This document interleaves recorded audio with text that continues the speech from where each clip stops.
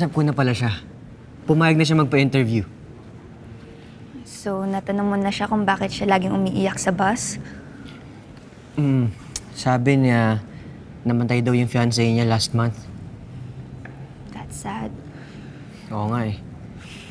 Pero buti nga, pumayag siya magpa-interview.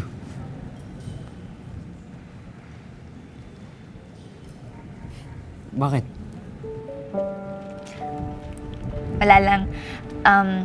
Thank you pala sa pagkausap kay Ma'am Rodriguez.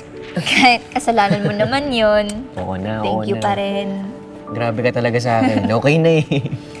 By the way, may housewarming kami this Saturday. Invite sana kita. Kung wala ka lang naman gagawin, maraming food.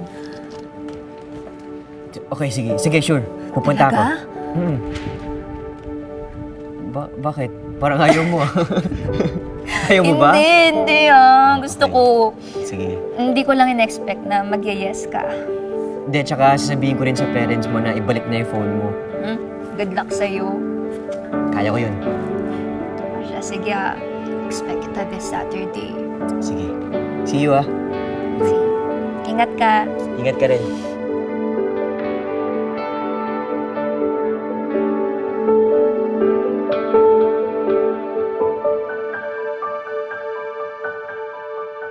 Grabe, pinanindigan talaga niya yung branding niya na tirador siya ng mga TL, di ba?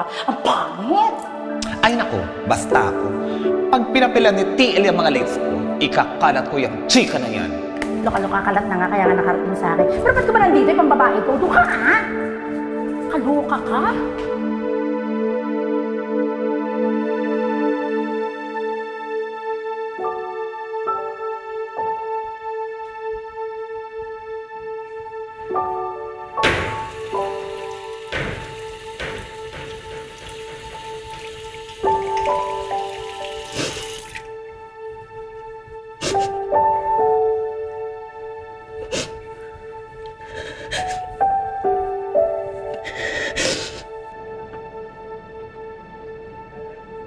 Okay lang ba sa'yo kung pag-usapan natin?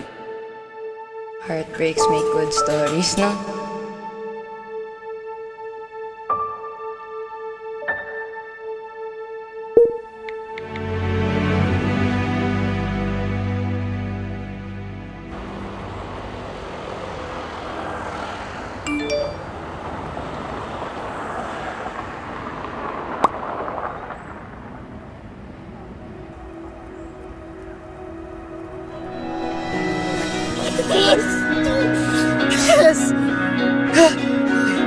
Okay, Sabado.